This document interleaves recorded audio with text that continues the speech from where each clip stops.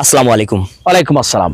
Harun, good afternoon. Good afternoon. Harun, তুমি বলো তো, আমি যাই এর ইংলিশ কি? I go.